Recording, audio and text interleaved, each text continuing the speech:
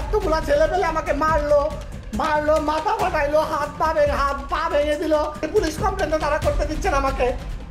আমাদের দেশে কি কোনো বিচার পাবো না আমরা?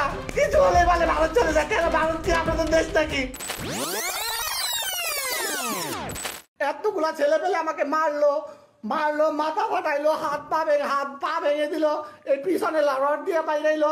এটার কি আমরা কোনো বিচারই পাবো না? কিছু হলে বলে গিয়ে দেশ ছেড়ে ইন্ডিয়া চলে যায়। কেন দেশ কি আমাদের নয়? দেশের জন্য কি আমার বাপ-দাদা যুদ্ধ করেনি? আমাদের তো অনেক আত্মীয় স্বজনকে তারা যুদ্ধের সময় মেরে দিয়েছে। যুদ্ধের আগে শুনেছি আমার দাদুর কাছ থেকে রায় হয়েছে। সেই রায়ের সময় আমাদের অনেক দাদু ঠাকুমাকে সবাইকে তারা মেরে দিয়েছে। আমরা কি দেশের মধ্যে সারা বছরই এভাবে নির্যাতিত হতে থাকবো? এমন ভাবে মারলো আমরা। আমারে মনে করেন আমার মোবাইল নিয়ে গেছে, নিয়ে গেছে 10-15টা ছেলে পেলে মিলে আমাকে মারছে। আমাকে যদি মানুষজন বাইরে থেকে না আসতো আমাকে তারা মেরেই দিত, একদমই মেরে দিত। দেখেন এই যে টিস্যু, রক্তের টিস্যু গুলা, ঠিক আছে?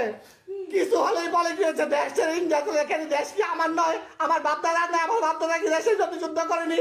আজ বাংলাদেশের নাজুক পরিস্থিতি থেকে আমি দেশের বিরুদ্ধে অবশ্যই কিছু বলতে চাচ্ছি না, শুধু বিচার চাচ্ছি। আমরা যেন ন্যায় বিচার পাই। আমরা যেন শুধু ন্যায় বিচার পাই। এই রক্ত মাখা টিস্যু যেন ন্যায় বিচার পায়। রক্ত মাখা টিস্যু যেন ন্যায় বিচার পায়। আজকে আমরা হিন্দু বলে ইসকন করি, বলে ইসকন কি? ইসকন সম্পর্কে তারা জানেই না কিছু। ইসকন কি প্রতিষ্ঠান সেই সম্পর্কে তারা না জেনে বাজে মন্তব্য করে। এমন ভাবে মারলে আমাকে মেরেই দিত। এই যে রক্তের টিস্যু গুলো, আরো অনেক রক্ত ছিল। এখন আমি যাবো হসপিটালে ডাক্তার দেখাতে। আমি পুলিশ কমপ্লেন করতে, পুলিশ কমপ্লেন তারা করতে দিচ্ছেন আমাকে। দেখেন এই যে আমাকে মারছে, এই যে রক্ত শুকিয়ে কাঠ হয়ে গেছে। রক্ত শুকিয়ে কাঠ হয়ে গেছে। আমার ডান পাটা দেখেন ভেঙে দিয়েছে। অ্যাক্সিডেন্ট না করলে আমি তো বুঝবো না কি হয়েছে। আমি পা দিয়ে হাঁটতে পারতেছি না। আমার ছোট দুইটা বাচ্চা হাউত মাউত করে চিৎকার। যা বাবাকে মেরে দিল, পাপাকে মেরে দিল। আমি তো ছোট বাচ্চা দুইটা কিনে রাস্তার মধ্যে যাচ্ছিলাম ওদের ওই প্রতিষ্ঠানে যাওয়ার পরে তো মনে করে আমি তো যুদ্ধ করতে জানি, মারামারি করতে গেলে তো আমি তো ছোট দুইটা বাচ্চা কিনে কখনোই যেতাম না। এত রক্ত জড়ালে। এর আগে ওই ছেলেটা আমাকে মারতে চাইছে। এর আগে কি জানি নিয়ে কথা হয়েছে। ও আমাকে আমি হিন্দু বলে, ঠিক আছে, আমাকে মেরে দিবে, উমুক করবে তুমুক করবে, চারাল যা আছে মুখ দিয়ে যা তা বলছে। এতিমখানের বাচ্চাগুলোকে আমি মনে করেন এনে বাসাতে কি যত্ন করে যে খাওয়াই। যখন যা চায় আমি তখন যতটুকু সাধ্য অনুযায়ী তাদের দেওয়ার চেষ্টা করি। দেশবাসীর কাছে এবং পৃথিবীর কাছে বিচার চাই। আমরা বাংলাদেশের নাজুক পরিস্থিতিতে থেকে যদি আমরা ঠিক মতো কথা বলতে না পারি এবং আমার কাছে পুলিশ কমপ্লেনও করতে দিচ্ছে না, তা আমি কি করবো? কোথায় যাব? আপনারা যারা ফেসবুক লাইভটা দেখতেছেন তারা সবাই একটু লাইভটা শেয়ার করেন। এমন ভাবে মারলো আমারে।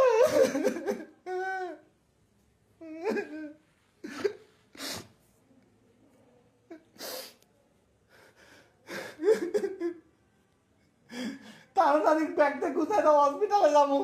আমার এই ছোট দুইটা বাচ্চা, আমার বউ ডরে কথা কয় না, ওরা যদি মারে, ঠিক আছে? আমার বউ মনে করেন কথা কয় না যদি আমার বউকে মারে। আমরা কি দেশের মধ্যে সারা বছর এইভাবে হিন্দু বলে নির্যাতিত হতে থাকবো? শুধু আমাদের হিন্দুদের জন্য কি দেশে কোনো আইন নাই, আদালত নাই? আমাদের দেশে কি কোনো বিচার পাবো না আমরা?